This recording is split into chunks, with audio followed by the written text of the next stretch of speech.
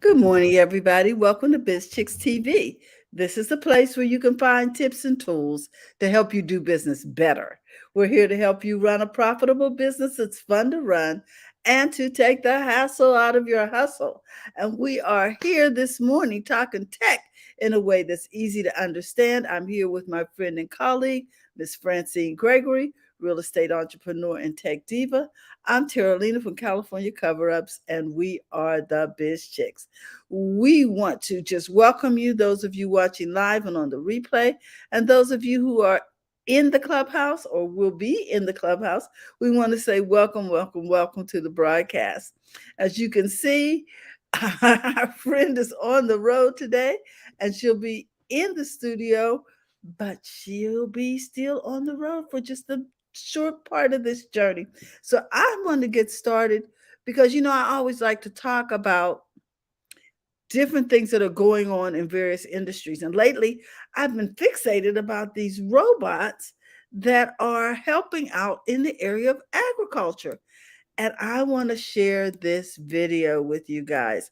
So hang in there. It's considerable, but we only got one. So bear with me, if you will. Let's roll the video. Let's see if we can get this puppy going.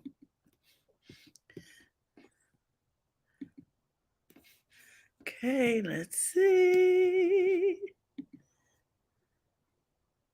China is using the most advanced AI in intelligent farming, automated irrigation systems, and data analytics in optimizing crop management, leading the way in sustainable and efficient agriculture practices. So join us as we dive into the world of smart agriculture using the most advanced AI in China.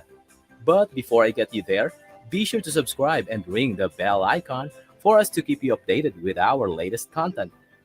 So now let's get started.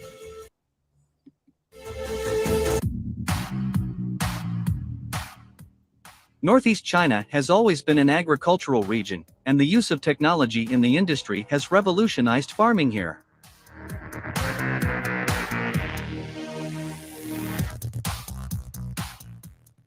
An unmanned farm in this region showcases the application of technology in farming.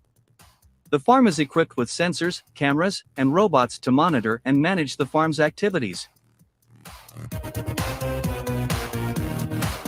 Recordings just got better. Hey, it's Dana from StreamYard. I'm so excited to announce that These devices collect data on soil moisture, temperature, and nutrient levels, among other things, to make sure that crops receive optimal conditions for growth.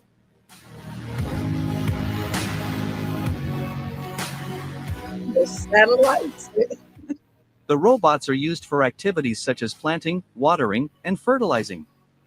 The unmanned farm also has a cloud-based management system that can be accessed remotely to manage operations, and it enables farmers to make informed decisions based on real-time data.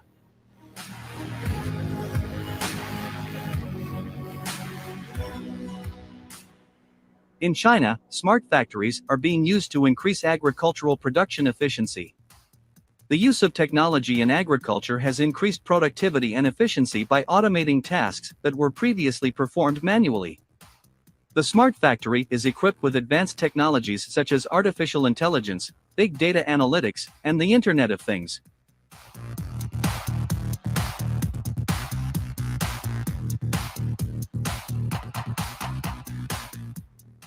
These technologies are used to monitor and control every aspect of the production process, including planting, irrigation, fertilization, and harvesting.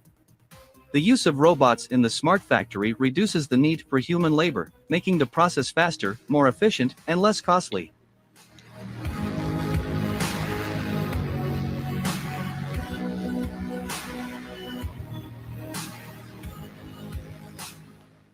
China's smart agriculture competition provides an excellent opportunity for tech companies to showcase their innovations in the field. The competition is open to all participants who develop smart agriculture solutions, and the winners are selected based on the effectiveness, sustainability, and innovation of their solutions.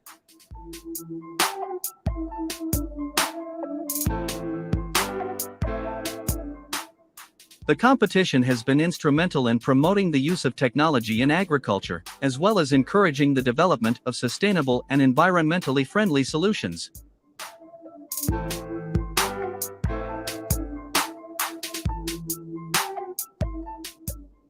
Intelligent greenhouses in northwest China have played a significant role in promoting smart agriculture. These greenhouses are equipped with advanced technologies such as sensors, cameras, and automated systems that regulate the environment inside the greenhouse.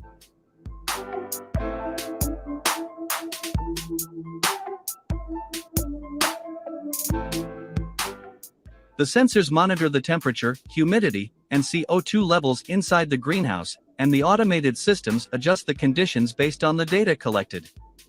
This automation has led to higher crop yields and reduced labor costs.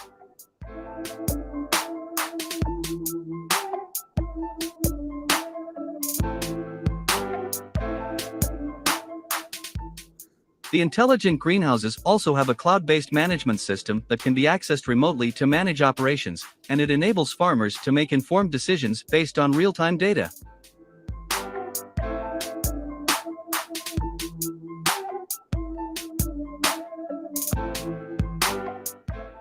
An unmanned farm in Shanghai has recently completed its first harvest, showcasing the potential of technology in agriculture. The farm is equipped with automated systems that regulate the environment and the growing conditions inside the greenhouse.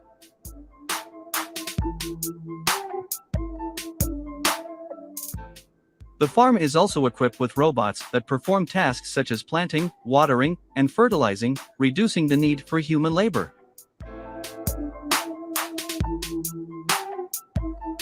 You noticed there was no earth. The use of technology has increased efficiency and productivity while reducing costs. The first harvest was a success, leading to higher yields and greater profits.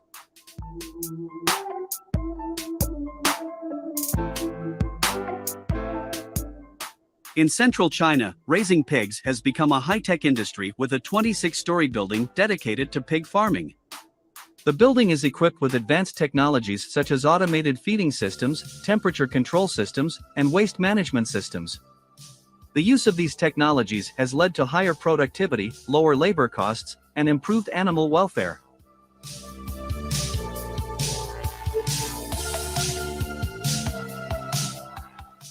Additionally, the building's vertical design allows for more efficient use of space, making it possible to raise a large number of pigs in a limited area. The building also has a ventilation system that helps to control odors and maintain air quality, addressing the environmental concerns associated with traditional pig farming. This innovative approach to pig farming is an example of how technology can be used to address the challenges faced by the agricultural industry.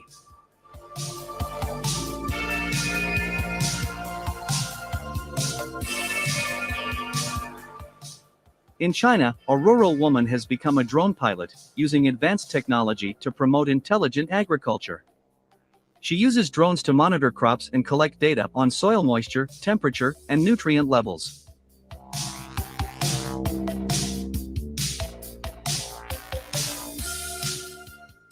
The data collected is analyzed to provide insights that help farmers make informed decisions on planting, fertilization, and harvesting.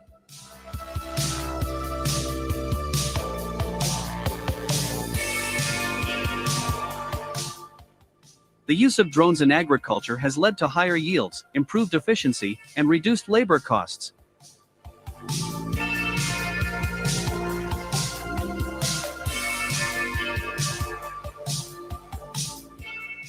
The woman's story has become an inspiration for other women in rural areas, highlighting the potential of technology to empower and transform traditional industries.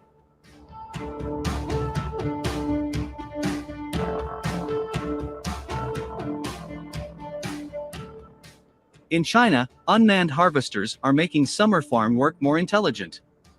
These harvesters are equipped with advanced technologies such as GPS, sensors, and cameras, which enable them to navigate through fields and harvest crops with precision.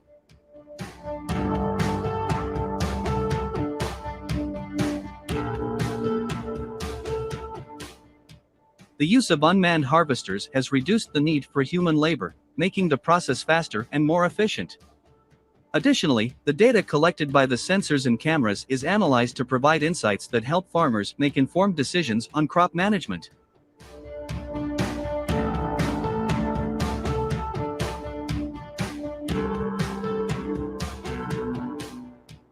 The use of unmanned harvesters has also led to a reduction in crop loss and waste, improving the overall profitability of farming.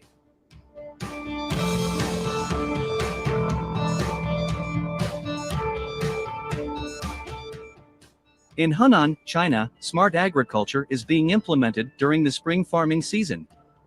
The use of technology in agriculture has increased productivity and efficiency while reducing labor costs.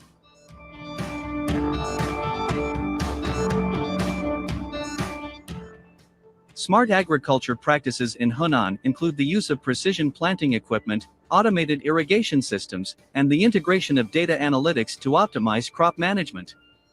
The precision planting equipment ensures that each seed is planted at the optimal depth and distance, leading to higher yields.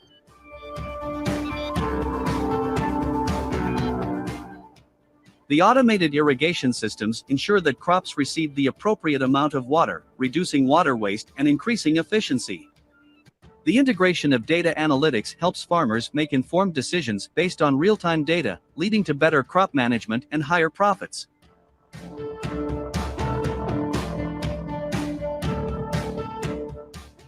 And that ends our story for today. I hope you found this video to be helpful.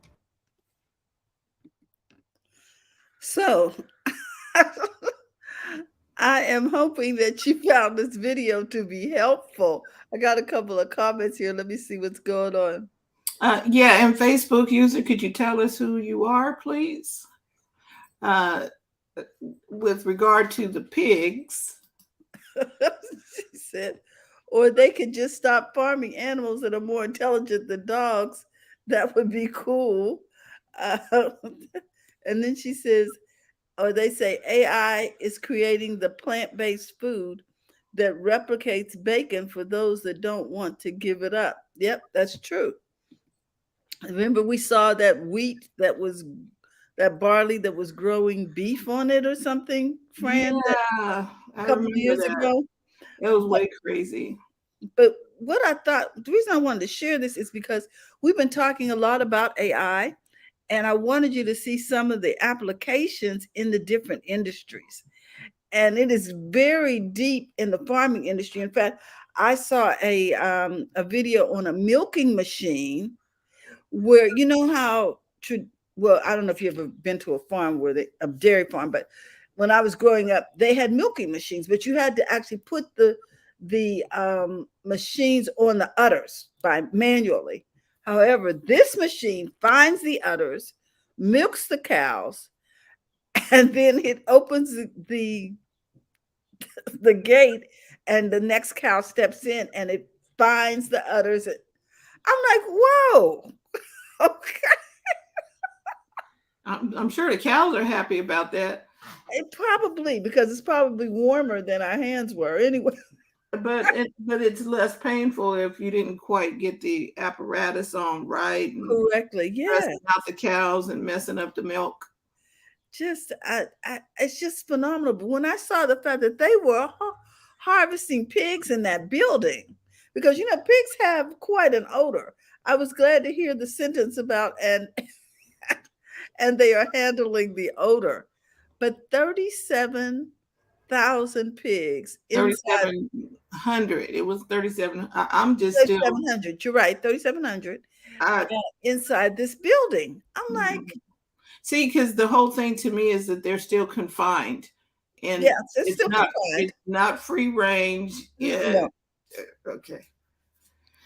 No. Okay. So I just thought it was just interesting. But when you have a nation as large as China, you know, food is an issue. Right. So, but mhm. good food is And then you got monsoon season, you got different things affecting, you know, production. So I thought this was just really enlightening. very good story. Very good story. So Okay. So that's what I have for you today. And I'm turning it over to you, Fran. All right. So This week in tech history. Let me start with some way old history. June 10th, 1858. I did say 1858. Two ships head out to begin work on what will become the first operational transatlantic cable. Mhm. So they're laying out transatlantic cable. So this is not too far out from piracy days, right? 1858, when the pirates running things, you know. Yeah, I was they like, still, they still wow. are quiet as it's kept in different parts. Well, they're still doing it here too. But what I mean was pirates, in order for you to get that ship out and lay the cable, there was some danger. And it says here that previous attempts at laying a transatlantic cable had failed. Designed for telegraph operation, the cable run is completed on August 5th, and the first test message is sent on August 12th. However, after being used to send a total of 400 messages, including between US President James Buchanan and England's Queen Victoria, the cable fails on September 18th, and repair was not possible at the time. While the short-lived experiment seemingly ended in failure, it proved that it was possible to manufacture, lay, and operate transatlantic cable, setting up the feasibility of future global communications. And guess what we're doing now? We think we're wireless, but we're still wired. And that was 1858. 1858. Wow. So June 1978, Texas Instruments Inc. introduces the Speak and Spell, a talking educational toy for children. The device features the first electronic duplication of the human voice on a single chip of silicon. It transformed digital information processed through a filter into synthetic speech and could store more than 100 seconds of linguistic sounds. Wow. Nice. I think I still have it in the closet there from when my children were little. I have the one that did math. Wow. Okay, we're back in the 1800s again. June 14th, 1822. In a paper to the Royal Astronomical Society, Charles Babbage unveils his design for a machine he called the difference engine, the first example of a mechanical computing machine. The British government funded the building of a difference engine, which Babbage never actually completed. However, Babbage's design for the difference engine and his later analytical engine spurred future designs of working mechanical computers. In 1991, a working difference engine was constructed using Babbage's plans, proving that his designs would have worked. He didn't have to stop. Wow. Let's see. The Computing Tabulating Recording Co., CTR, a consolidation of the Computing Scale Company of America, the Tabulating Machine Company, and the International Time Recording Co., is incorporated in New York in 1924. CTR adopted the name International Business Machines, better known as IBM. Okay. Wow. What year was that? June 15th, 1911.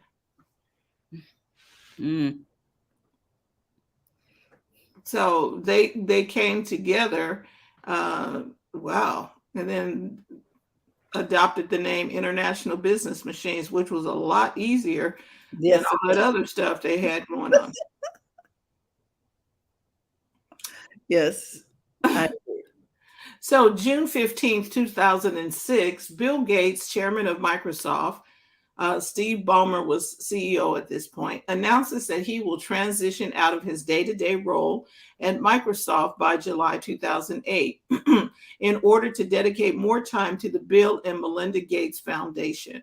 So what I see here is a lot of times we talk about building businesses and what have you, and he built it long enough so that there was enough money for him to do what he was truly passionate about, which is the foundation, which is doing good in the world. But okay, in order for you to be a good Samaritan, you got to have some goods. So you have to build the business to be able to fund the thing that you would like to do, perhaps. Yes. And that's what he did. He was able to step away and now focus in on the foundation and the philanthropic work that he wanted to do. My last story, June 16th, 1903, Henry Ford incorporates the Ford Motor Company with 10 investors and $28,000. 10 investors. Ford will begin building automobiles on Mack Avenue in Detroit in a converted factory that previously produced wagons. He had 10 investors, Terry. Yes, but $28,000. But that $2,800 is $28,000 is what, a couple of million? Yeah, whatever. Today? Yeah, I can look that up. What is $28,000 today? So, but he was strategic about who his investors were going to be. People with vision.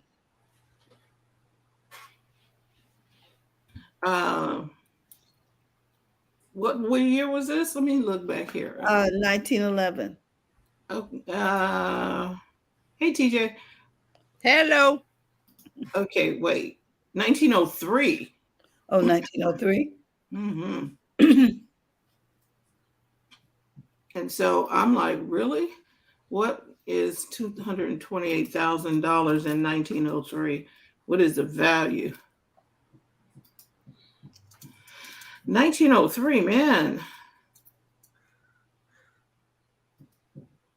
Okay, come on, Google. You know how to do this.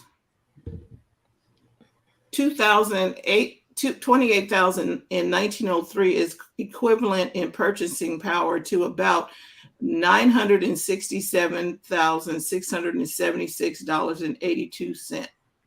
So a little under $1 million. What are we looking at? What it cost Henry Ford to get started.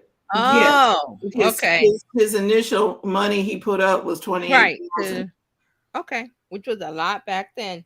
Right. It was a lot of money back then, but he put up, and see, here's the thing, and then he had 10 investors as well. So $28 and 10 investors. That took some guts to do. You know what I mean? Because 1903, it wasn't a whole lot. You know, that's cutting edge stuff. There were no cars running on the road. Go ahead, TJ.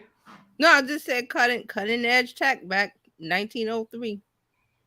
And I think all horse and buggy. Right. And I think this is the rumor, and I think it's true, that he created the car because his wife got tired of having her dress dragging in horse manure and mud and crap. Hey, whatever reason. Whatever reason. I'm like, that seems good. Doesn't matter. We got the car. Thank you. I don't care if it came to him in a dream. Right. Now, she drove an electric vehicle. Yes. And let me see if I can bring that video up unless y'all in a hurry. She drove an electric vehicle, and it was a nice one too. It wasn't no chintzy something. I was like, wow. So history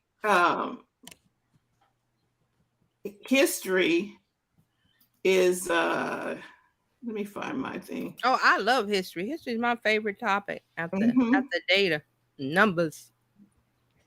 History. Yes, I was like, wow. Okay, that's BizChicks. Okay, let's see if we can. Anybody got questions? Because I'm like, this just. I think I found her car. Hold on. No, I'm looking for my website. Hold on, I got it. Because I Okay. did a story on it. Oh.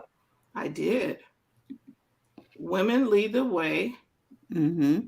Okay, ready? I'm going to see if I can put this up. This is my little history lesson that I did. Oh, it's only 2 minutes. Cool. Y'all want to see it? Yes. Yep. Okay. Let me present. Share the screen. Go like that. And sharing. Can y'all see it? The electric vehicle is well over 100 years old. In fact, it was women who led the revolution for EVs way back in the 1900s. I'm Francine Gregory. I'm a tech diva, and I'm here to help you understand the tech that you use every day. So I came across this story once we were doing our Tech Life Weekly over on bizchicks.net, and we were talking about the fact that in 1914, Detroit Electric Model 47 Brougham was a personal car of Clara Ford. The maker of the car was the Anderson Electric Car Company in Detroit, Michigan. The motor type was DC. There were 54 cells in the batteries at 108 volts. Batteries, 54 cells, 108 volts. The height was 84.5 inches. The wheelbase was 100 inches. The width was 72 inches. Overall length was 142.5 inches. The horsepower was unknown at this time, but the weight was 3,636 pounds, and it cost $3,730 as outfitted. The average wage during that time period in 1914 was $627 per year. And the amount of time that you needed to work to buy that car was about 5 years and 11 months. This car was driven by Clara Ford, wife of Henry Ford. And in the years before World War I, many women chose electric cars because they started instantly without hand cranking and no difficult to shift transmission. The superintendent of the Detroit Electric Factory employed his daughter, Lillian Reynolds, to sell to women, including Clara Ford, who drove this car into the 1930s. henryford.org is where you can see more information on the 1914 Detroit Electric Model 47 Brougham, which was the personal car of Clara Ford.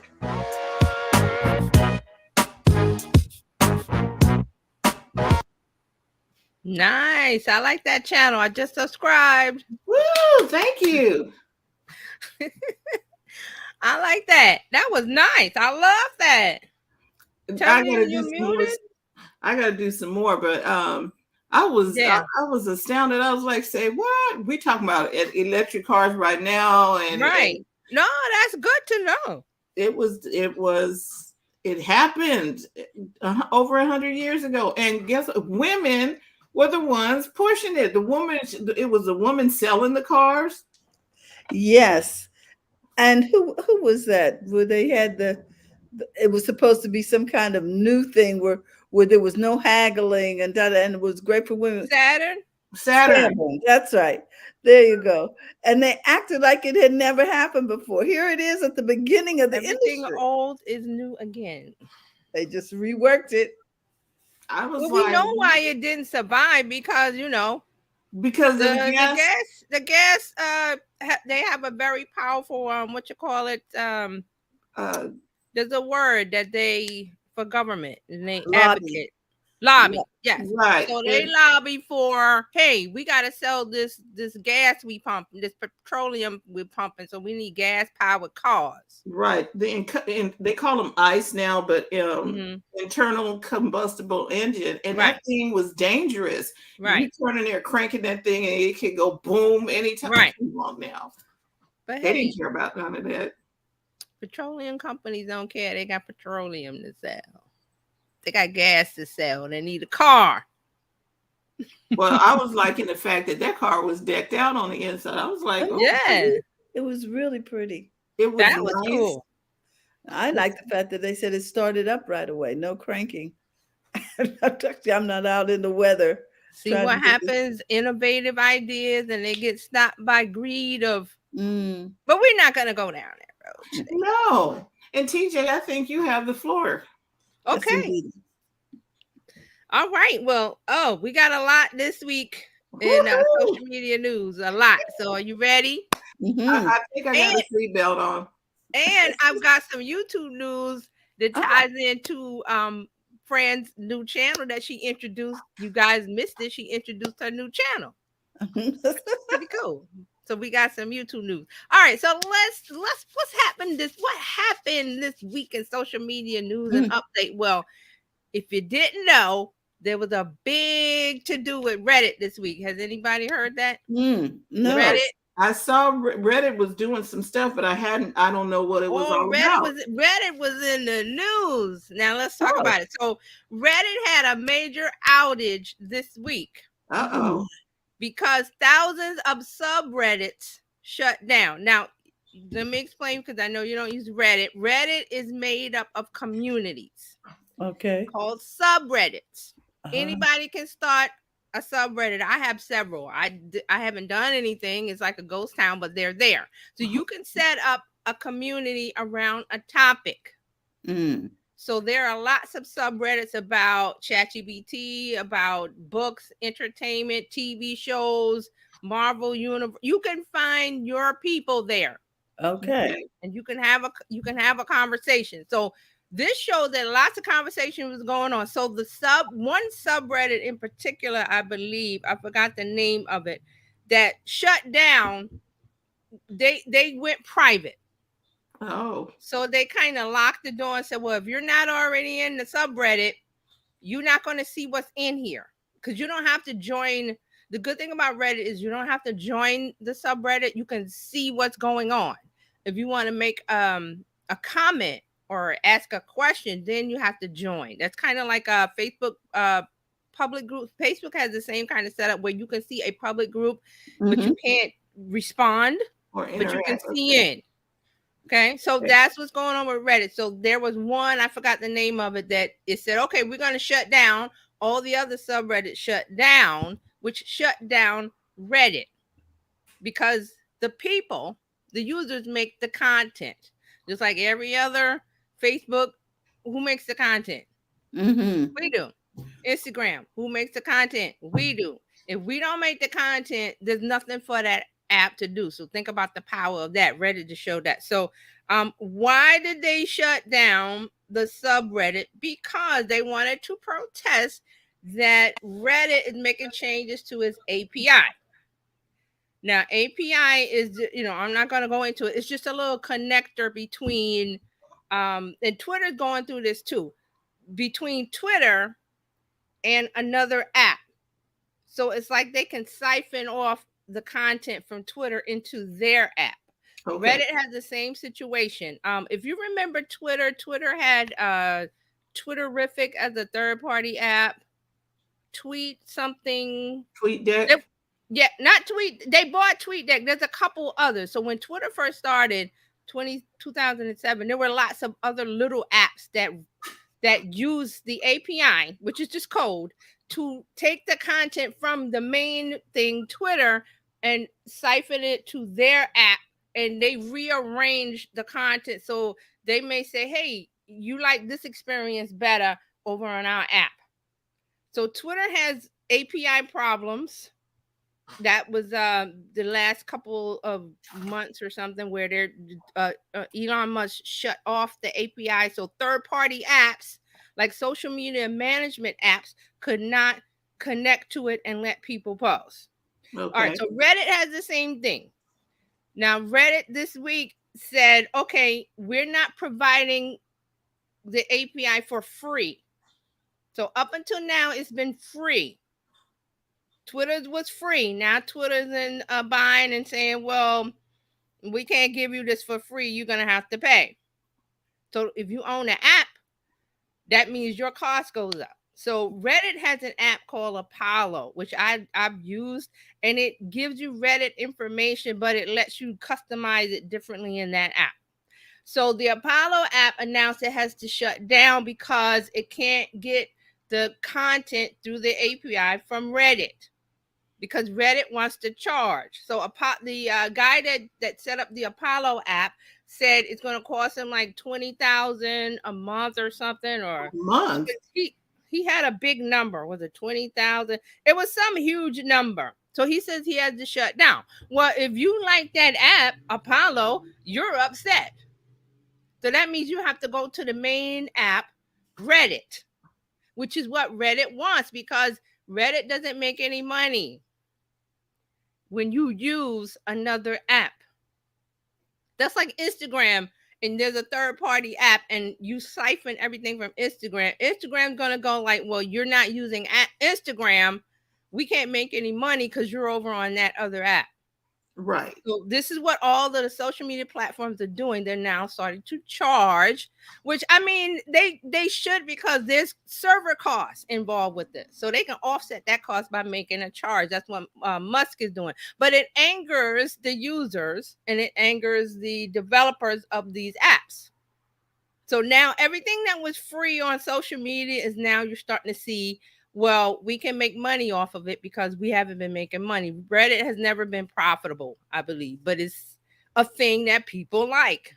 Twitter wasn't profitable, but it was a thing that people like to use. So what do? Do you do an Elon Musk? Or do you do what this guy is doing? All right, so you understand what's going on? Because it's very technical. It has to do with the API, which is an application something interface that lets the two apps talk. Okay, so what they did was they shut down, and that caused Reddit, the house, to shut down because the rooms shut down. So Reddit went down temporarily. It's back up now. So what happened was that Reddit put up a message saying, we're aware of problems loading content or working to resolve this issue as quickly as possible. So they figured out how to fix it and they got it back up. So what they said was a significant number of subreddits shifting to private caused some expected stability issues, and we've been working on resolving the anticipated issues. So they got everything back up, but that's what happened with Reddit. So because Reddit said in April they were going to start charging for access to the API. So they got mad, and then not owners, but the admins of all the little communities called subreddits got together and said, this is wrong. They're treating the little guys wrong. Why are you charging now? It was free. So we're going to turn off content, because they realized that the app's fuel is content. So if Reddit didn't have people posting things, Reddit would die. Same thing with Facebook, same with Instagram, TikTok, all of them. If we don't post content, they go away, they die. So okay, one more thing. So the Reddit CEO did an AMA, which is an Ask Me Anything, and he said that the new policy was a part of an effort to make Reddit profitable. Here's a quote: Reddit needs to be a self-sustaining business, and to do that, we can no longer subsidize commercial entities that require large-scale data use. Okay, so that's from the CEO. Okay, now go ahead. Okay, because Mark's comment is, okay, Reddit, now forget it. For a little bit of time, yes. Right. So we knew we know going in that these are free at some point, that you're not going to just keep getting free, right? Well, there's a fraction out there in the public that thinks it should stay free, just like with Meta and the verified. You have to pay $15 a month for something that's not worth it, because people are saying it's not worth it. It's not. Okay, you should be able to get tech support, but Right. we're not paying for it. I've heard they said they can't even with paying, they can't get it. They're not getting it. I saw a couple people said they paid for Meta Verified and still not getting that white glove treatment or whatever you want to call it, where you go to the front of the line. Okay, I don't think it was ever going to be white glove. Open the door with the towel on your arm service. That's what they were thinking. They were thinking. No, they were thinking that. No, they wasn't going to get that. Now so go ahead. Okay. I was just thinking regular tech support where somebody would answer me, even if it was via chat. Right. We're not paying. We don't pay. No, that's what I'm saying. So if you get with the check, you should get like at least be able to chat with a person. Yes. Now the people that pay, you have a stand. You can say, "Hey, I pay you, Meta. I want XYZ, or I'll stop paying." They're not doing that. So I love this Reddit story because it shows the power of what's going on. You really get to see dynamics of how social media platforms work. They exist because we make content. If you stop making content and you go away, that platform will essentially be crippled, shut down for a while. Reddit was down for a couple hours, but they figured out how, behind the scenes on the back end, how to get get everything going together. So they did it. But you see that here. So I don't think this is a thing that's going to go away, because here's the thing in the tech industry. You've seen it with Twitter. Twitter laid off all these people, and then a couple months later, what happened? Meta did it. Salesforce did it, because the companies see what the other companies are doing and going, well, Twitter got rid of like 75% of its workforce, and it's still working. It's not working great, but it's still there. So they're going, well, where can we cut the fat? Because the corporation is all about, I need to have the biggest revenue because I got shareholders. They want their money. So that comes first. The money part always comes first. And then they look at the user and go, oh, well, yeah. So, and what came out of this was that the some internal memo that the CEO of Reddit said that, their complaints are going to blow over. That's his attitude. And that's the attitude of most CEOs. They don't really care about the users or the little guy or the customers, really. The dumb ones. Okay. I think, and see, this is the thing. Stop putting it in writing and sending it to folks. Stop putting it in Slack or wherever it was said by the CEO of Reddit, it got out. Stop it. It's the same way we tell these kids that get on. Stop putting the business out there. You don't want nobody to know all that. Shut up. Yeah. Right. So the CEO of Reddit was like, that's gonna blow over. Just let them blow steam. And just a real quick example of how that works. Especially here in New York, we have the Metropolitan Transit Authority, which is the governing body that works with the New York State government, and they control the trains. Now, this MTA, every year or whatever, there's grumblings of, we're going to raise the fare. We're going to raise the fare. And then we go, why? You're already getting like $2.75 to whatever a ride. You're getting too much and we're not getting a lot of service. So the MTA goes, okay, we'll hold an open forum for the public to come and let's talk about it. And let's work out these issues. So every time there's a rate hike talk in the news, everybody gets mad and goes to the MTA open public forum, and they have a mic, and on the stage, the MTA governing board, which is the CEO and all these other people, sit up there and they pretend. Yes. Because they pretend to take your concerns into consideration, and they let everybody spew their, get up there, and they're angry and they're cursing and they're mad, and why, and it's, the trains are dirty, and why don't you keep it clean? So, and they sit up there like this. And then the meeting's over, and guess what they do? They go and raise the hike. They go raise the rates anyway. And then you can't get angry because, well, we let you air out your grievances, but we were never going to not raise the fares because they want more money. So that's what happens with on a CEO level. That, okay, they don't really care about us. They just want the money, and if they can get through with it, and Reddit is going to probably charge for the API. They're already saying it. They haven't backed down. So that's why the CEO was like, well, this will blow over. Let them, let them talk, let them protest, and we'll get back to business tomorrow, which is what they did. So this is a wave of things coming. So I can smell it, like money that we're gonna have to start paying. Yes. Snapchat, Twitter Blue, Meta. Who's next? And they're all coming in. They're all going to ask you to pay a little something, something. And so the people who started out the gate asking you to pay is coming out better. Like StreamYard there was a free version, but then if you wanted certain perks, right, you needed to pay a little something, which I think is better. If Facebook would have been out of the gate asking us to pay something, they would have been in a better position. Now, Facebook can get stuff out of business owners if they say, well, if you pay 99 cents a month, I'm just saying it's not going to be 99 cents, but if you pay 99 cents a month, business owners with a Facebook page and an Instagram connected, we're going to boost your posts above everybody and you're going to be seen by your target audience. If they did that, that would be worth it. But if they say, hey, here's Facebook Plus and you get to change your avatar, I don't want that. That's what Snapchat does. Oh, Snapchat Plus, you get to change the color of your avatar. You get to dress your Bitmoji. I don't care about those things. No.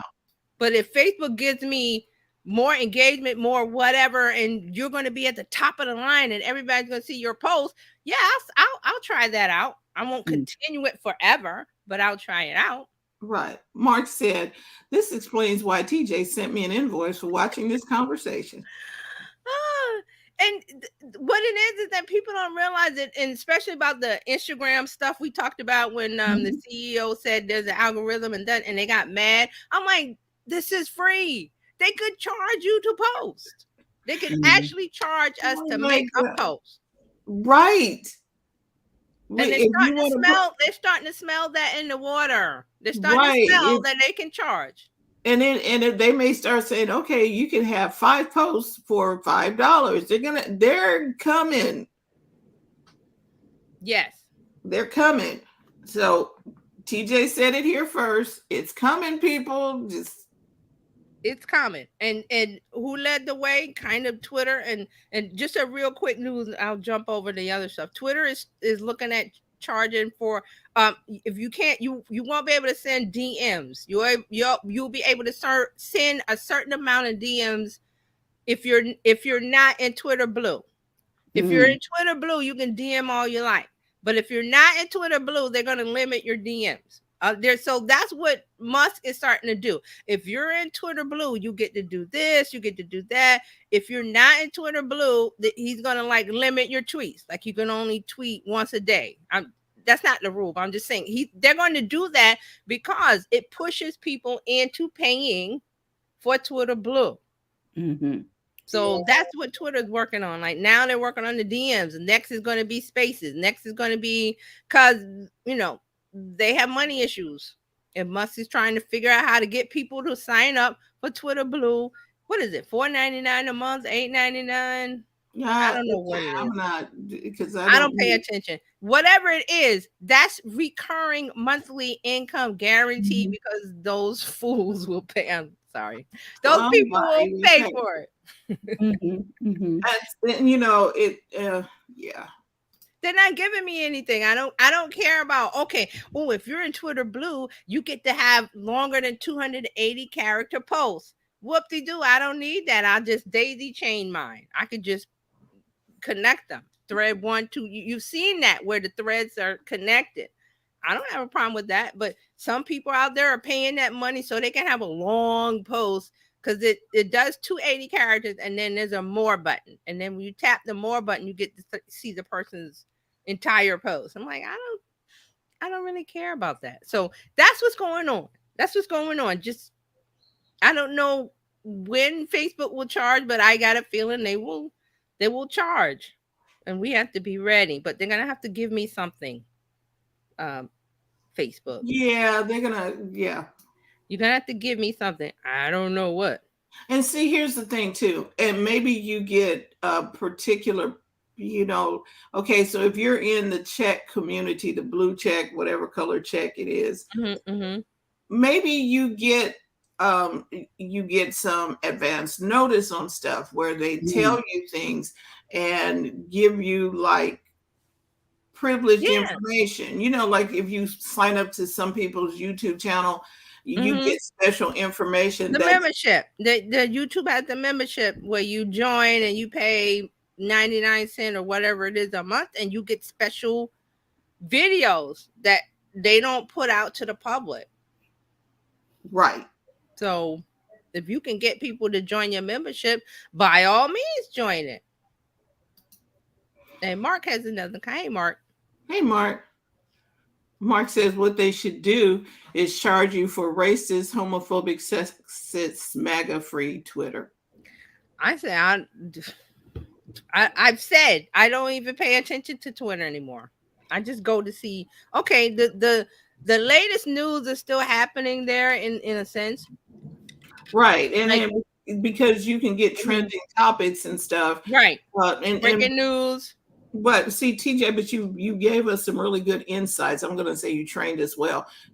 Curate your feed. I don't see all of that stuff. I don't either.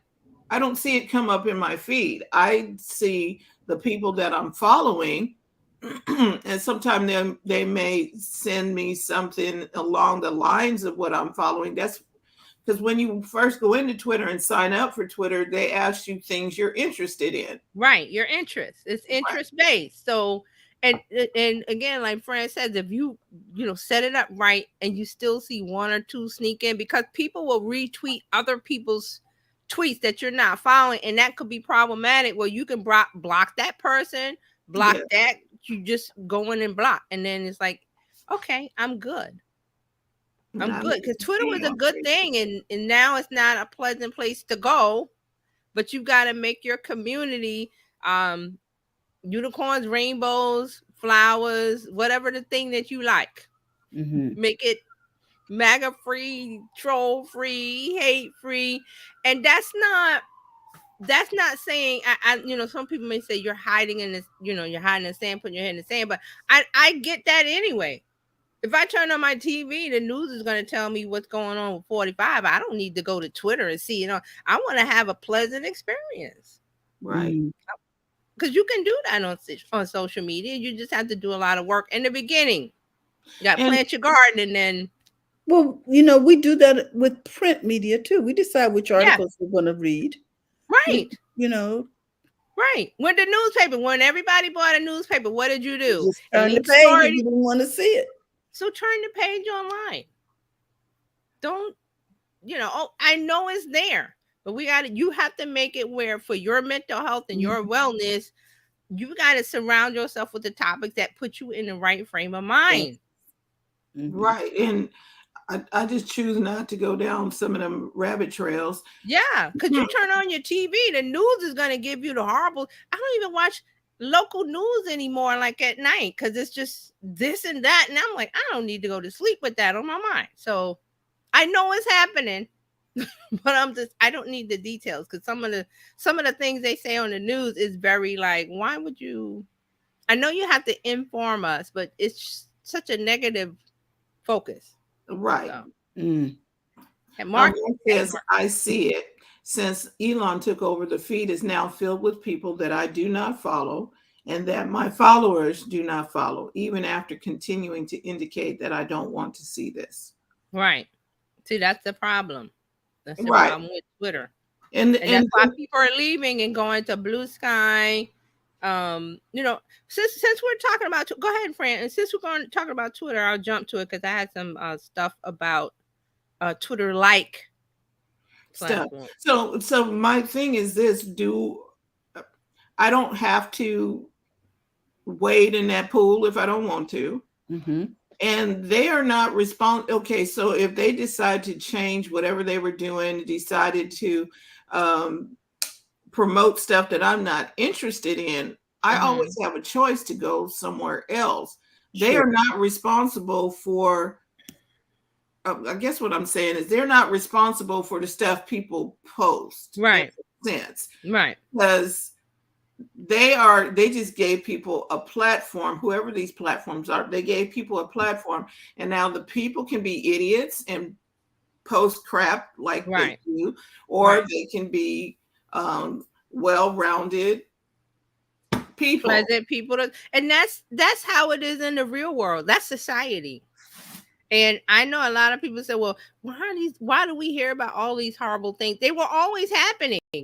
We just didn't know. If you lived in a local area, you only had local news. Right. Now we have global news worldwide. You hear about a train derailment in India because we're connected now. So that's why. But things were always happening. We didn't know because you only were surrounded by local news, and also what's going on in society. We're seeing it more because we have more opportunities to see it. Mark has yeah. He said Spoutable's Android app version has been released before the iOS version. Now that's odd.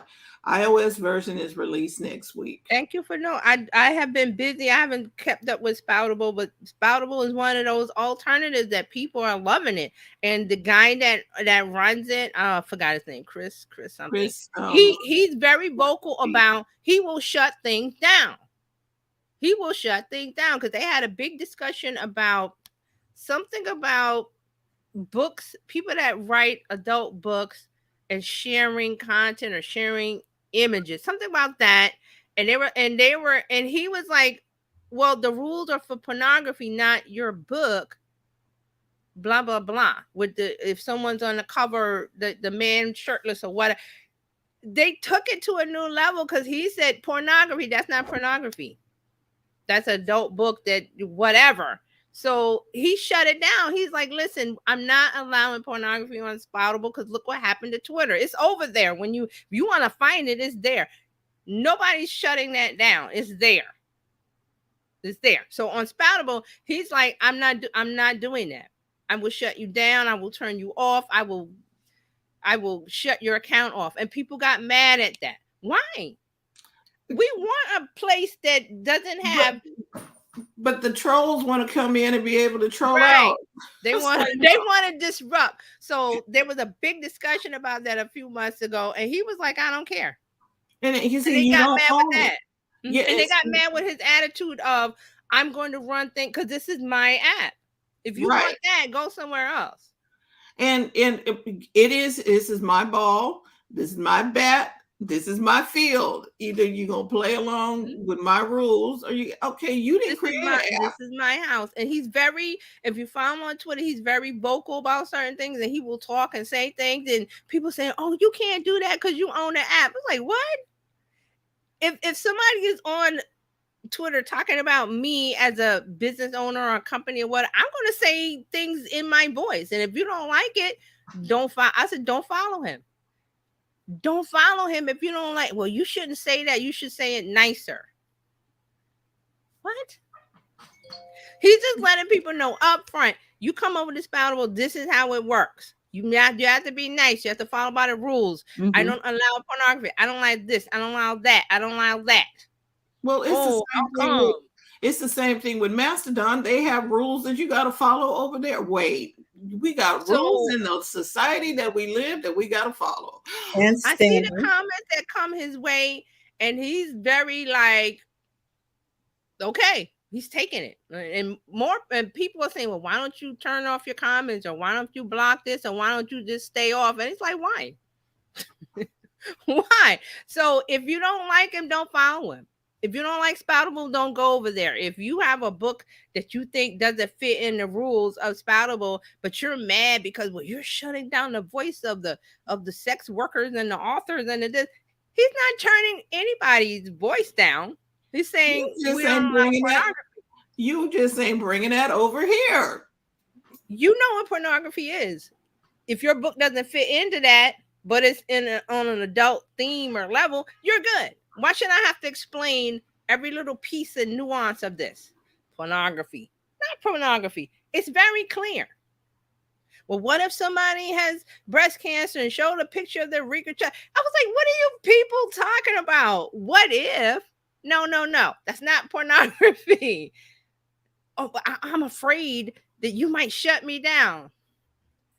So I give it to him because I could not take all that. I just could not take the people I would coming at not, me yeah, about this because and I that. ain't got time to be listening to y'all. I probably shut all of it down.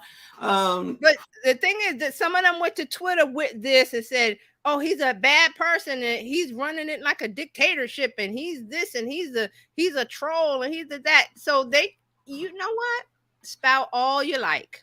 I'm going to continue to run my app the way it is, and here it is. He has the new app which everybody's been waiting on, and I thought it was going to be iOS first, but who knows? This is his ball. So I do have a iOS phone, an Android phone, so I'm gonna download it and see, because that was like one of the deterrents to Spoutable being taking off as a Twitter alternative, because there it was is not an app, yeah. but now it is. So, But and see, I like the fact that people do their homework, do their prep, do all that stuff before you bring out the app, right? Don't just bring it out and it's raggedy and falling and crashing and stuff. Just right, take your time and bring it out. right. That's what he said. He said, "I know you guys on an app. I have to make sure it's right. I can't just put out any old." So people are like, "We want the app. We want the app." So that's what I'm saying. I give him a lot of credit because he's got a lot of noise going on about people demanding stuff when you're not paying. His site is a donation-based site. You can go over there if you want to help the Spoutable server cost. You can give him $5. You don't have to give $5. People are mad about that. Why are you asking for money? He's not asking for money. If you want to donate $5 towards Spoutable server costs, you can do so here. But the app, the platform is free. So, woo wee. All right. People. So talking about Spoutable, because that's one of the alternatives. There's some news about some of the other Twitter alternatives. So one of them is Post. Remember Post? Yes. Okay. So now Post is asking you to pay to read the news on the app. Okay, that's not happening. Okay, but go ahead. So they launched their app on I believe last week or this week. This week. So this Post launched in beta after Elon bought Twitter October, I think it was October 22. And now they show news. They have news from the LA Times, Wired, Yahoo Finance, Fortune, Insider, NBC News, and more. I think Washington Post is on here. All of these news outlets, when you see when you see links people sharing on Twitter, it goes to a paywall. So it's like Washington Post. Oh, you want to read that article? You got to spend whatever they want. Right. LA Times. So in Post, they're saying that you can get those articles, but you'll have to pay to read. They'll give you a snippet of the article, and then there'll be a more button, read more, and then that's where you have to pay. So you'll see it's free to see the headlines and the beginning of the article. But if you want to read the whole thing, you have to make a microtransaction. This is what they're saying. Microtransaction with points to read the rest of the article within Post app. So why don't I just, okay, so Post put all together everything that you'd like to read, Times, Washington Post, or whatever. They bring it all together in one place. But in order for you to get past each of them articles, you got to drop a little something. When in fact, if I have my own subscription to each one of these, I should be able to just line them all up. You can, if you already pay for the LA Times, you're good. You don't have to pay through here. But I think they're saying because you're already on Post, and instead of getting out and going to the platform. So they're saying that the points are required to unlock an article. It varies depending on the outlet. It's too so much. They're saying the cheapest in-app transaction is 300 points for $4.29. Articles are 1 point. So the 300 points will give you 300 articles for the $4.29. Okay, I think I'll just stick with Apple News because that is very confusing. Right. Yeah. So I was going to say it gives you access to all of that. Right. So you can also tip publishers or creators inside the app for their work. Yeah, okay. So if you want to pay for your news through Post, then you can do that. They're saying in the 8 months since they launched, they have 440,000 users on Mhm. Post. Okay, so you could check that one out. I have not because I have no interest in paying. Now the second Twitter competitor is called Spill. Mhm. They are launched in beta on iOS. This is from a team of ex-Twitter employees.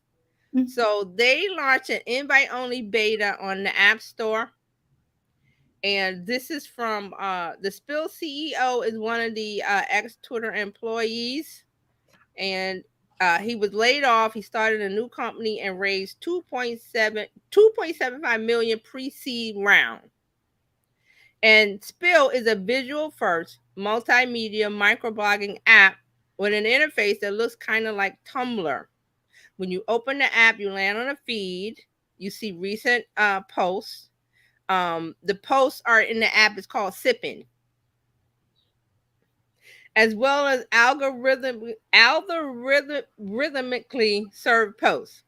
From there, you can go to a menu which shows you trending posts and hashtags. So hashtags, you'll see those. And then the bottom menu, you can post text, GIFs, videos, photos, links, and polls. So Spill is kind of like Twitter, but they've got their own little language going on. It is in beta. Okay. And there's another one called Rex. Wow. This is another group of ex Twitter. Twitter got together. The employees was like, "Hey, we know how to put a Twitter together. Let's do that because people want it." So it's called Rex, aimed at helping people share their personal recommendations on places to visit, like restaurants, bars, museums, trails, and parks. It aims to tackle the problems associated with both discovering new places and sharing your own recommendations with others. So you set it up on your phone, you go through some steps, and then it starts discovering what recommendations you may have already be hidden away in your camera roll. So it uses photos. So when you find a photo that represents a place you like to recommend, you tap and share it with your friends. Um, you can add it to a playlist. Like this is what I like in my hometown, or I went to New York City. Here's the things. The Rex is published to a global feed where you can see the recommendations from others. So Rex is recommendations. So the image they had was like a map. If you've used Snapchat, the Snap Map, it's a map of your area, and then it shows all your Snapchat friends. That's kind of like what it is. So you'll see little circles of your friends where they are. And then if they're in a location like they have here, the example they have in the graphic is Mexico City. And then it shows everybody who has been to Mexico City or has made a playlist. Carolina has it. It will show up. So it's kind of like Snapchat for recommendations based on, you can upload photos of a location and then get recommendations from your friends. So this is what they're saying. When you're visiting a new city or even your own, you can scan to see what places nearby your friends have suggested that are worth visiting. So that's called REC. This is started by former Twitter product manager Eliza Rosen. And she's exiting beta testing this week, and it's being made available to the public, like Carolina just showed it. And they started with a 3.96 million in seed funding. Share your Rex with friends. Right. So Rosa said she was inspired to build a social recommendation app because she's always been interested in trip planning. So this helps with trip planning. She says when you're someplace in a new place, what better way than to get the recommendations of your friends who have been there already? So that is a good idea. That makes sense. Like I'm going to Rome. I've never been, but my friends have gone, and I use the app, and where my friends have visited, it's in the app. And there's a map feature, and then I can probably text them and say, "Hey, I'm in Rome. Where do that I went to that restaurant you recommended. What should I eat?" And then the person texts back, "Oh, you should have the possibility, that kind of thing. So this makes a lot of sense. This Rex, REX. So those are all the things started by the ex-Twitter employees. So they've been pretty busy. Now the Rex one, I'm gonna download and try and see. The Post one, no, I'm not. I pass. I pass on paying. No, on Rex.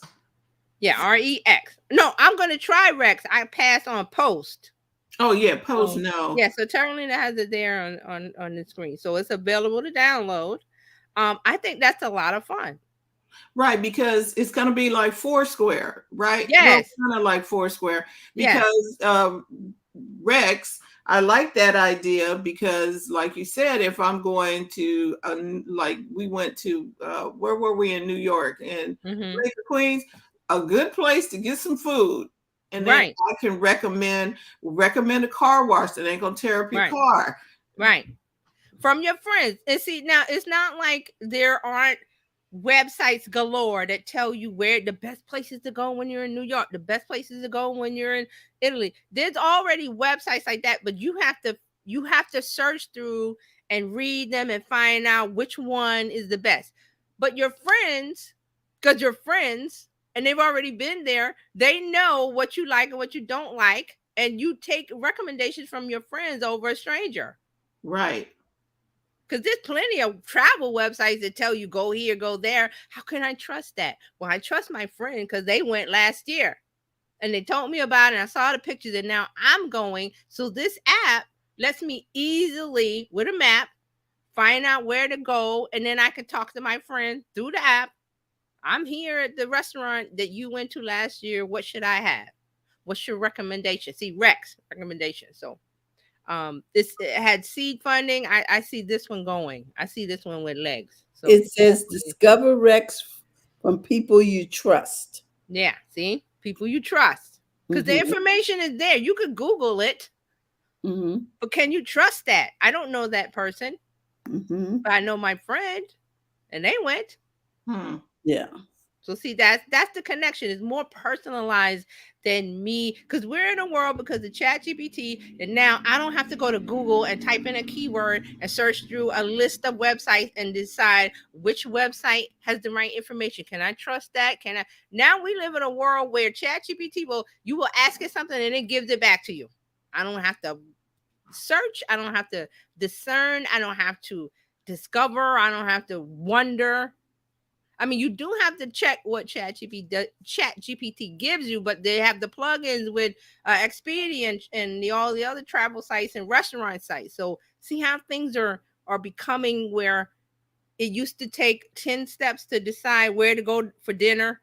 Well, let me go to Google and ask Google, and Google gives me 25 restaurants. Oh, I don't know. Now you got this app where your friends have been to the place, and they recommend this, that, and the other, and you don't have to call them up. You see it right there on the map. I think that one has legs. So we're going to watch that one. All right, so moving on to LinkedIn. LinkedIn has added new notification filters. They will enable you to sort your LinkedIn notification stream based on post interactions or mentions specifically. This makes it easier to stay on top of relevant updates, because LinkedIn, and I agree with this, this is one of the things that I had a complaint about, but I just pushed it aside, that when you go look at your notifications, it's like I don't care about that. Why do I care about that? Why are you showing me this? So now they're saying that they are going to work on making it relevant updates. So it'll make it easier to quickly sort through your engagement indicators and this is them. Quickly sort through your engagement indicators and prioritize key interactions based on each. Right? So they are going to do that in LinkedIn. So good for them. Now I had a WhatsApp. Let me find my WhatsApp. Oh, here we go. WhatsApp is going to let you add multiple accounts to one device. Think Instagram. Instagram is the app where you can have more than one account and you switch between them. So that's what WhatsApp is doing. So they're going to have multi-account support for the Android app. So it's in beta testing with the so if you're an Android beta tester, which I think there were some other things we mentioned before, that if you're an Android beta tester, you get access. So this is one of the other things that you get. So they're saying that multiple account support might be advantageous if you have different work and personal numbers, or you want to try out the new featured channels. I think we talked about that too. So remember, WhatsApp, Instagram, Facebook are all together by Meta. So if they do one thing, like Instagram has broadcast channels, so now they're going to try that in WhatsApp, and then they're going to try it in Facebook. So all of these little things that they do in one app, look for them to come to the other two. And let's see, speaking of Instagram, let's talk about them. The broadcast channels, which is what I just mentioned, they're expanding that test to all creators. Now, has anybody seen the channels, broadcast channels? Nope, I have not. Okay, so if you follow Adam Mosseri, if you follow Instagram for Business, if you follow Zuckerberg, if you follow people, when you go into Instagram, it will say, "Hey, Adam Mosseri has a broadcast channel." And you tap and you look and you see what the conversation is. It's a one to many. It's not a two-way conversation. It's Adam posting updates about Instagram, and then you can join the channel because he'll have special things in the channel. Matter of fact, let me see, who do I have?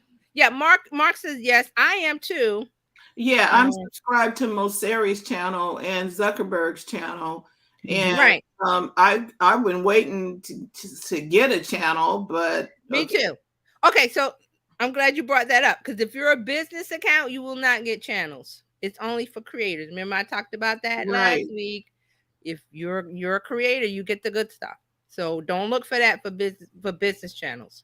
If you have a creator account or personal. So I have a couple that I'm a part of, and they all show up in your inbox. Now, when somebody you're following starts a new broadcast channel, Instagram will let you know, "Hey, so and so has started a new broadcast channel. Do you want to see?" You tap it, and you get to see what they're talking about before you join. Once you join, you're in that little separate private community where the person that runs that account can send you posts, polls, pictures, reels, audio, things like that. So it's like a separate area where they can share more than what they share on their feed. They can go into detail. So they're expanding that to everybody that has an active creator account. And so you can, let's see. Oh, they're adding question. So if you have the ability to create a broadcast channel and you have one, they're adding question prompts, which will provide a way for chat members to actually contribute to the channel. Because right now it's just a read-only kind of thing. You can't respond unless they put up a poll. So that they're adding question prompts. And then they're adding new control tools like setting a channel expiration date and adding a moderator to assist in managing your messages. Okay, yeah, so that's it. So they're adding more things into the broadcast channel. So they came right out and said, if you have a creator account, everyone has access to it. Creator account, not it was business. It's called professional now. So creator accounts have it, and possibly the regular personal, when you just create an account, you don't choose one of the other two. Also, Instagram is adding music and translation to the notes feature. Again, notes feature is a creator option. You will not see this if you have the business professional account.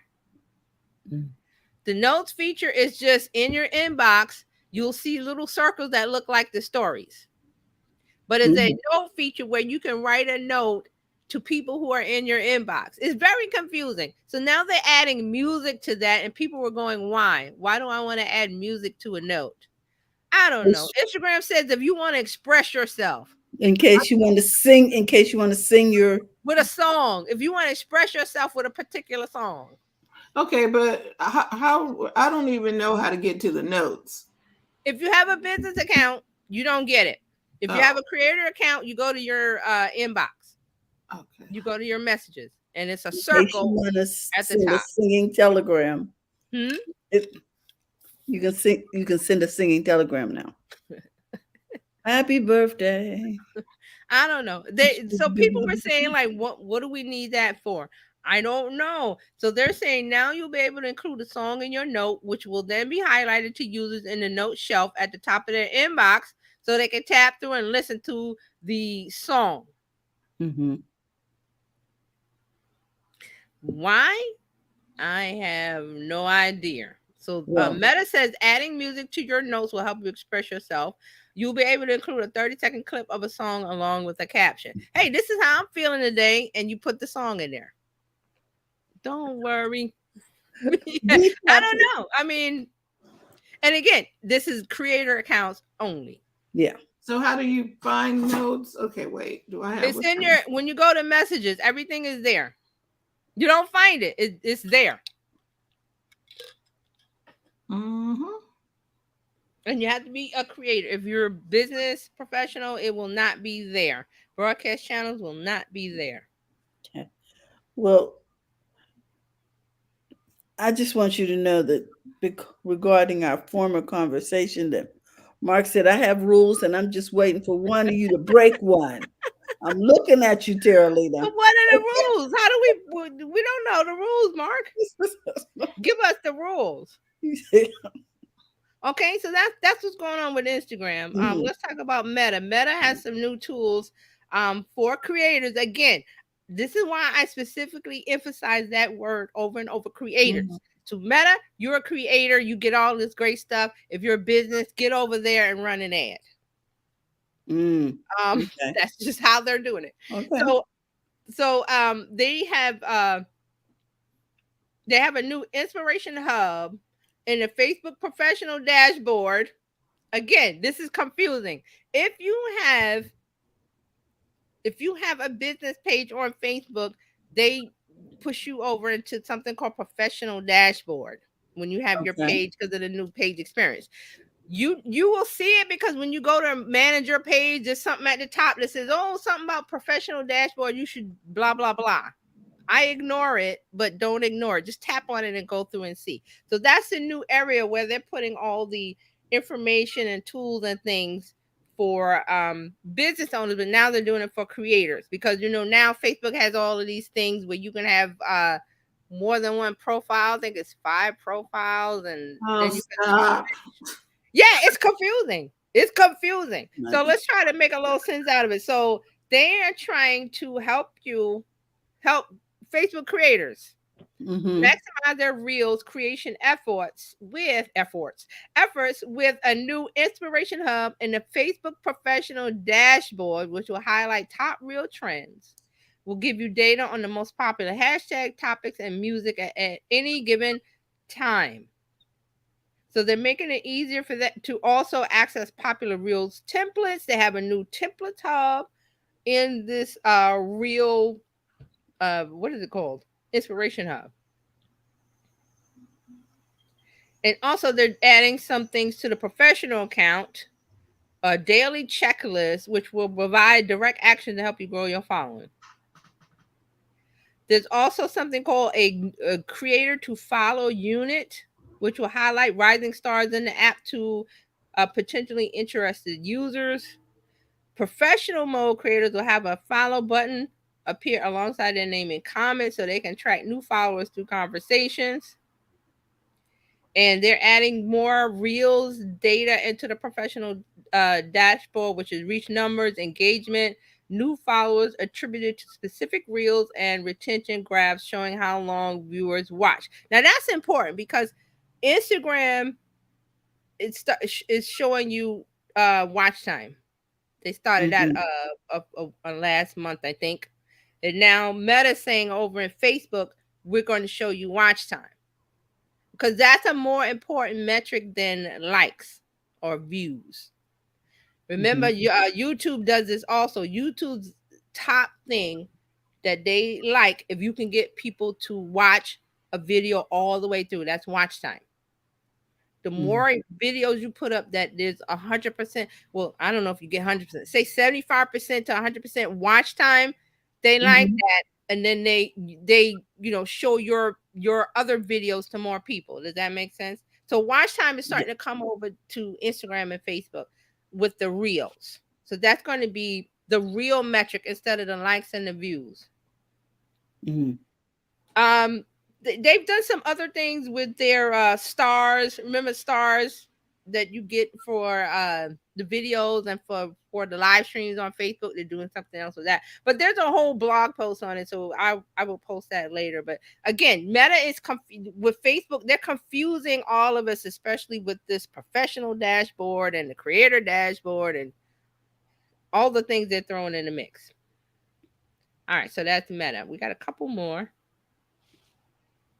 Yeah, TikTok. So TikTok is testing new visual product search option to boost its e-commerce efforts. So they have a visual product discovery option. It enables TikTok users to take a photo of an item, then find similar matches in TikTok shop listings. So this is being tested in select markets outside of the US. They didn't say where. It would function similar to image search on Google or Pinterest lens tools, which users capture an image of a product, then they use that as the basis for their search.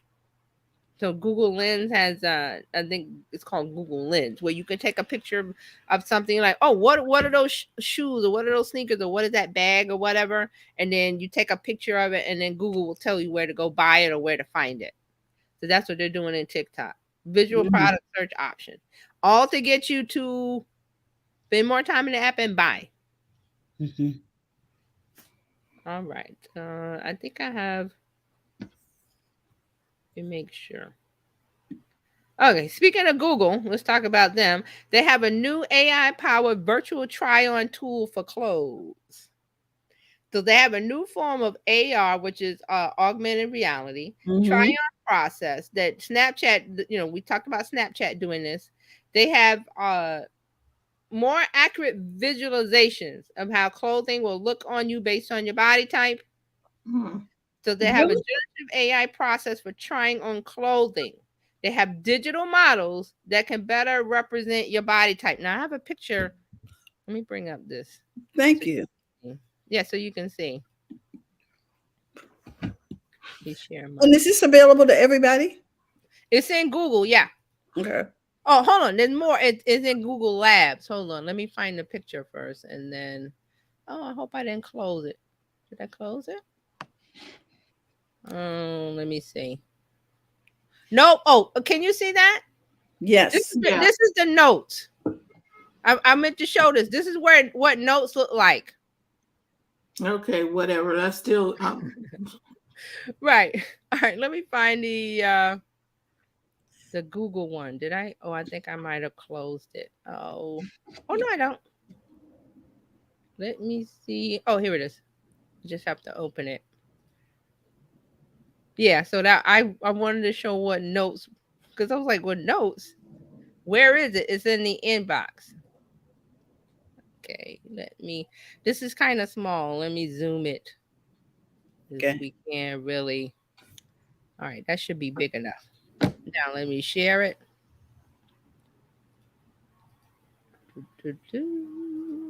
There we go. All right. Can you see that? Yes. Is that clear enough? Should I make it bigger? Oh, I can see it. I can see it. Okay, yeah. So what it is that these are AI models. Oh. They will be different body types. So you can tell AI what body type. So this is Google's quote. Virtual try-on for apparel shows you how clothes look on a variety of real models. Here's how it works. Our new generative AI model can take just one clothing image and accurately reflect how it would drape, fold, cling, stretch, and form wrinkles. So how it would look on the body. We've selected people ranging in sizes XXS, which is extra small, to 4XL, representing different skin tones, body shapes, ethnicities, and hair types. So they're saying U.S. shoppers use the Google Shopping can virtually try on women's tops from brands including and Anthropology, Everlane, H&M, Mm. and Loft. Look for the new try-on badge on Google search, and they're saying men's shirts will come later on in the year. Now, this isn't new. Amazon, Adobe, Snapchat have all done this in some form or fashion. So this is where we're heading. Why? Because you can virtually see what it looks like on a body type that's similar to you, so you can tell AI the body type. And they're comparing this to when you go in the store, you have someone to help you to, you ask them questions and they say, oh, this and that, or what size or whatever. So usually some stores you go and you get help. So they're saying that they want you to be able to do that You here. say usually, But usually, yeah, some, you go in the store and girl, you don't nobody know what wants to you're help gonna you. get. So this was the quote. Associates can help you with this in a store, suggesting and finding other options based on what you already tried on. Now you get that extra hand when you shop for clothes online. Now, the retailers want to do this because anything that they can do to make this process easier of seeing what it looks like online, because you have to visualize it. Like, what is it going to look like on me? So that's Mm-hmm. where AR comes in. And So this, when you fix that process, when you make it easier, it makes it easy to buy.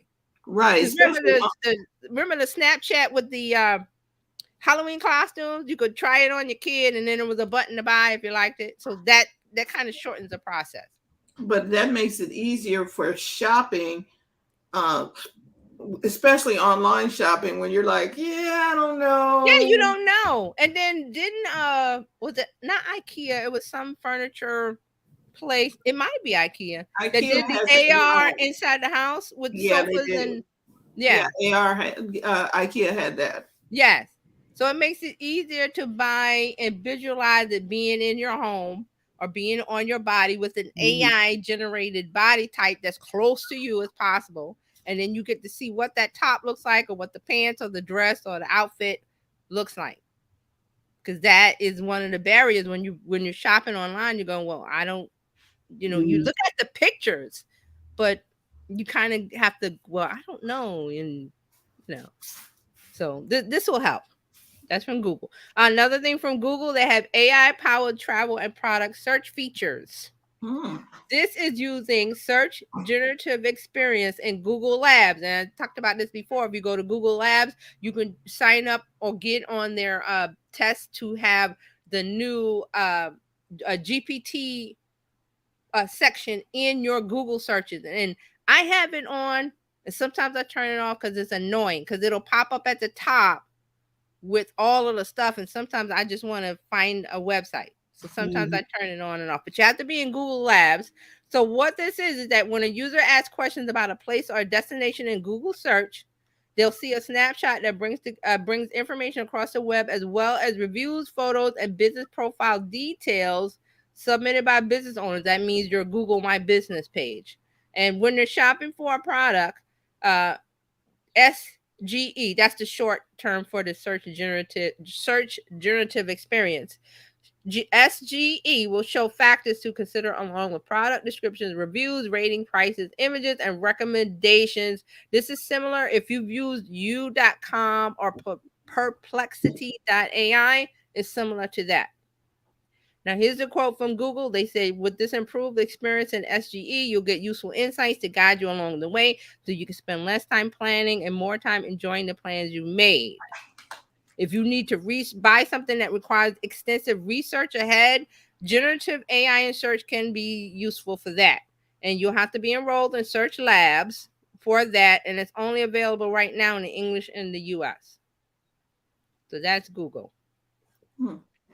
Oh, one more from YouTube. Now, this is the one I was excited about. YouTube is doing a lot of things. And I said before, if you don't have a YouTube channel, you really think about it seriously.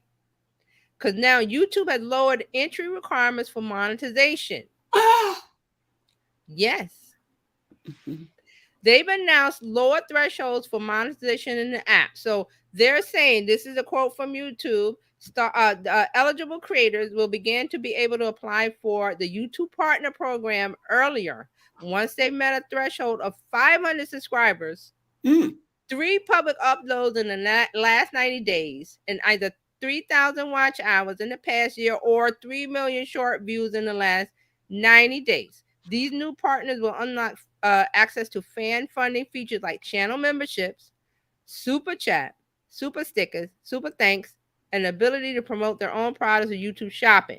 Now, previously the conditions were to get in the YPP YouTube partnership program, 1,000 subscribers and 4,000 hours 4,000 watch hours in the past year or 10 million short views in the last 90 days. So they've lowered the requirements. So you get access to super thanks, super chat, super stickers, channel memberships, and all that good stuff when you get into the YPP program. So this is applying in the US, the UK, Canada, Taiwan, and South Korea. It will later roll out to other countries where YPP is available. Now, this is going to make it easier for creators to get started and to start. This is an advantage for small YouTubers. So now instead of 1,000, it's 500. I think they're going to lower it even more. Honestly, I don't know when, but it's the same thing that they did with the community tab where you can make community posts. You had to be a certain amount of subscribers and what. So they took that out of there and they said, okay, everybody has access to it, because YouTube is discovering that if they don't lower these barriers, we won't start channels. Small, they call small YouTubers. Right.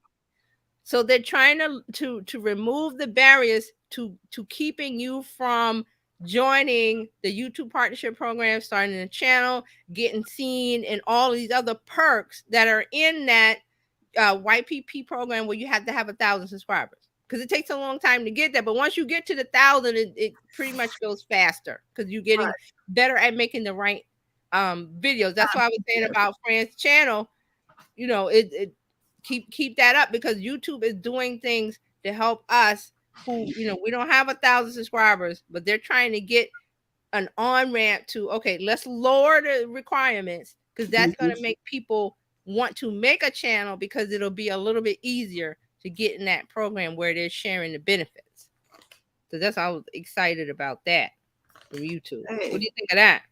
I think it's excellent. I really think that's good, because it helps you get in there. You know what I mean? You'll want to, because you can get discouraged. It's like, oh, well, all I have is this many subscribers, so you don't want to put anything out, but you don't be right. But see, to get subscribers, you got to put more content out. Right.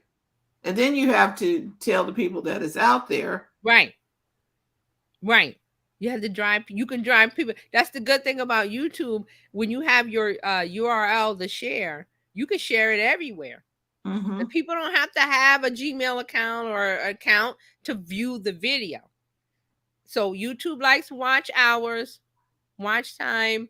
So the more people you can get looking at your videos outside of YouTube, that's a part of it people forget. Share it out on Instagram, Facebook, Twitter, wherever.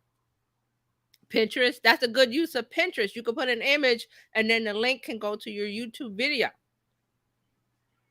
Get more views. I was really excited about that. So I was like, YouTube is starting to realize that those gates that they had up, they need to lower them, because people were like, well, I can't jump over that. Because it used to be more than 1,000 subscribers. Years ago, it was like, I forgot, maybe 5,000 or something, or whatever the number. And people were like, I can't jump that high. That's too high of a hurdle. So YouTube, especially, and YouTube has a new CEO. So they're really starting to like, okay, we got to put this thing way down low, because if we get more people to make channels and make videos, that's more content, that's more places to put ads. Because right now, remember, YouTube, every channel has ads on it. Every channel. It used to be not ads weren't, you know, you could place ads, but now YouTube puts them everywhere. So, but that's YouTube. All right, two more. One, Mercedes-Benz and Microsoft is testing ChatGPT in vehicles. They're partnering to test in-car ChatGPT artificial intelligence. This is available to more than 900,000 vehicles in the U.S. That's what they're saying. So this will be used for audio requests through its Hey Mercedes voice assistants.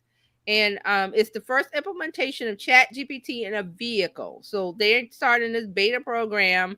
You enroll with the company's app called Mercedes Me, or directly from the vehicle using the command, "Hey Mercedes, I want to join the beta program," and then you're joining the beta program, and then you could give it commands. So they're saying that the system will be able to remember the context of what is being discussed and engage in back and forth dialogue with the driver. With ChatGPT, the system will be able to respond to a wider range of requests, including ones that might not be related to the car, the driver. They're saying you might be able to ask for a recipe. You might want to ask for about setting up a trip somewhere, or making restaurant reservation, or purchasing movie tickets. That was some of the examples. And that started today. So that's the same thing that we have with our phones or our other devices. They're just making the Mercedes car another device. Right. The car is a device. So you're in the car and you don't have to pick up your phone. You could just say, "Hey Mercedes, la la la la la." Okay. Find out, can I get reservations at blah blah blah, or I'm going to whatever. What's the right? And I think it's good because CarPlay or Android CarPlay would already have that built in. Right. It seems like Mercedes is doing this especially for their customers. Yeah. So that's I told you ChatGPT was going to be everywhere.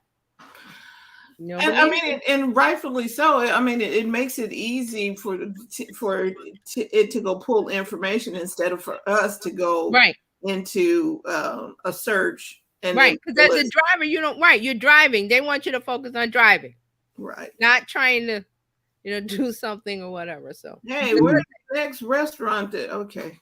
Yeah, so this is good.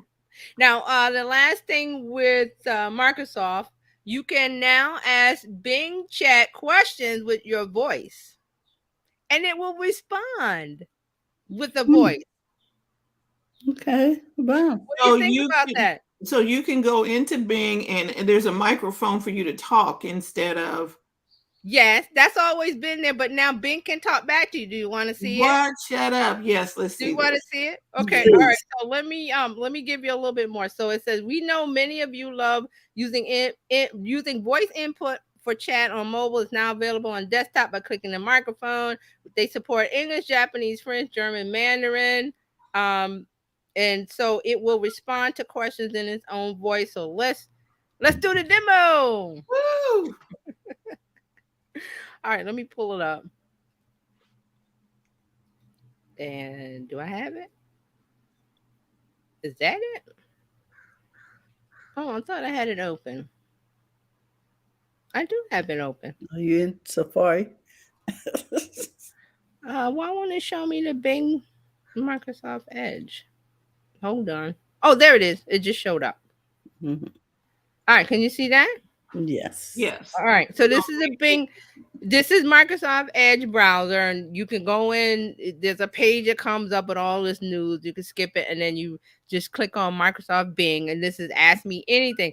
I usually go to the chat, but I'm gonna try it here. Oh, not that. This. Okay, so what did I ask it before? Hold on, I asked it something. Let me see if I can bring it. Where are my saved things at? Bing has a saved. Where am I saved? Ask it a questions about Coney Island. Just. Oh, I know what it was. Okay, I got it now. All right. Tell me about the new movie from Disney, Elemental. Elemental is an all-new, original feature film set in Element City, where fire, water, land, and air residents live together. The story follows Ember, a tough, quick-witted, and fiery young woman, and her friendship with a fun, sappy, go-with-the-flow guy named Wade. The movie is produced by Denise Ream and is about to discover something elemental, how much they actually have in common. Okay. Actually, and it talked. I wonder Yes. how the voice. Did you hear that right? You heard it, right? Yes, it was very clear. Right. Okay. I Okay. mean, it was reading it like, but I'm like, huh. Yeah, so I could go back and ask it anything. Mm. You know what? Let me try. You guys ask it something. I'm gonna click it and then I'm gonna let you see if it Okay, I'm picks gonna it up. ask the question. Go. Tell me about Coney Island. According to mentalfloss.com, 1. We don't know how Coney Island got its name. A vintage Coney Island postcard.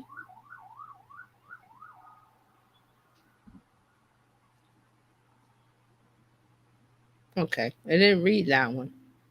Wonder why. It read some of it. Right. But then see the Bing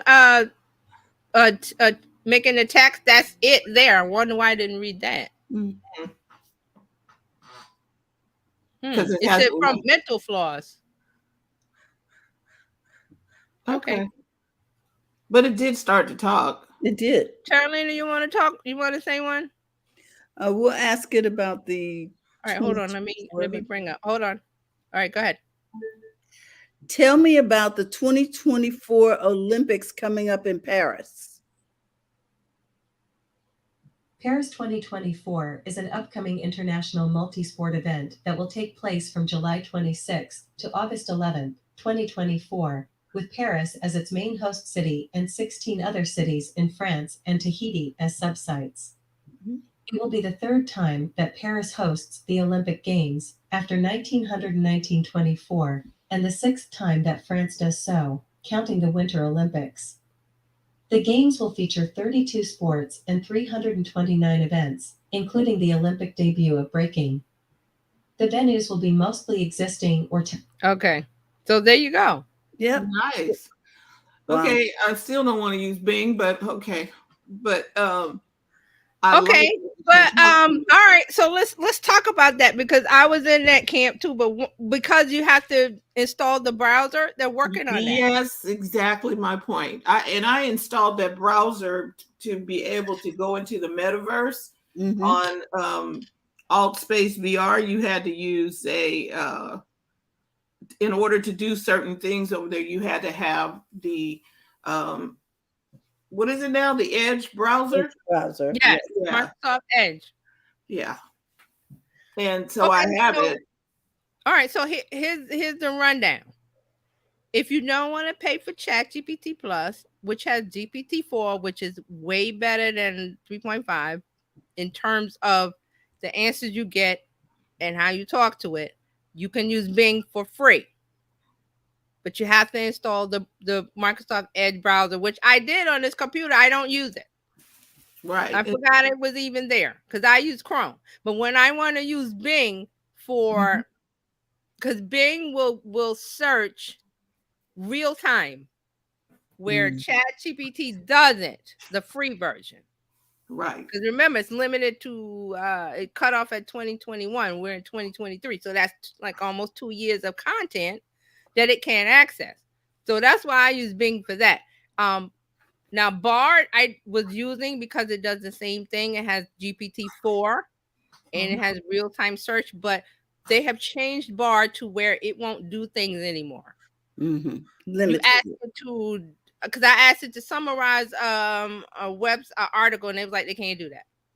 So a lot of the things that when Bard first came out would do, it doesn't do it anymore because they're realizing that people are going in and doing other things. So they're trying to stop that. And with ChatGPT, they're doing that too. So just look out for that. So you can go in there plagiarizing. Yeah, plagiarizing, copy. So they're gatekeeping now. So you're going to ask it certain things, and it's going to say, as an AI language model, I cannot do that. So that's what's happening. But if you pay for the ChatGPT Plus, that's a different playground. But the free one will limit you in certain ways. Like they will say, I can't do that. because they're writing it to say that. They meaning Microsoft, Google, and OpenAI. They're writing it to say it can't, because they're blocking it. People going in and asking it all kind of crazy stuff. You've heard the stories. So then now they go in, the developers go in and say, okay, if they use this word or ask for this, block it. Like basketball, no, you can't. But no, you can't do that. So that's what's happening with chat with GPT. So if you want 4, and I hear this a lot, why do I want GPT-4? It's what did I say before? It's in real time. No. I compared it to some. It's lobster mac and cheese versus Kraft macaroni and cheese. Chat GPT, the free one is Kraft out of the box mac and cheese. GPT-4 is lobster, shrimp, and all that stuff mixed in your mac and cheese with the good cheese that's the only way I could put it to see the difference. It's elevated. Yes, it's a better experience. It's McDonald's versus Le Bernardin, or one of the Michelin star restaurants downtown. That's the difference. That's good. Okay. And that's the social media update for this week. Well, thank you. This was really enlightening. And we want to thank everybody who joined in. Please subscribe to our channel. We appreciate that. And share this with your friends, because we're here every Friday bringing you the best, the latest in social media, tech, media, and all kinds of things, just to help you stay on the cutting edge. We need to stay abreast of what's going on. You will not be left behind if you stick with us. So thank you for tuning in. There's a lot going on, especially with the Bing, Chatty, all of that. So there is definitely a lot going on, and we'll bring it to you right here every week. Tech news all around the world right here. Terry or TJ, any final words? No, just thank you for watching. Thank you so much. And remember that you can be a part of the BizChicks community by texting Biz to 33777. Also, you can also find us at bizchicks.net. And if you're looking for TJ, you can find her over there on the internet machine under Terry Johnson Online. Yeah. Everywhere. So we want to thank you again. Dr. Tachi, we're sending a shout out to her. She's having a great time there in Florida, and she is busy. So we want to wish her well. And in addition to that, we want to say to you, it's okay to make money in your business. So come on, go to the front of your own line. Have a great day, guys, and we'll see you Monday. Thank you again, TJ. Bye. Bye-bye.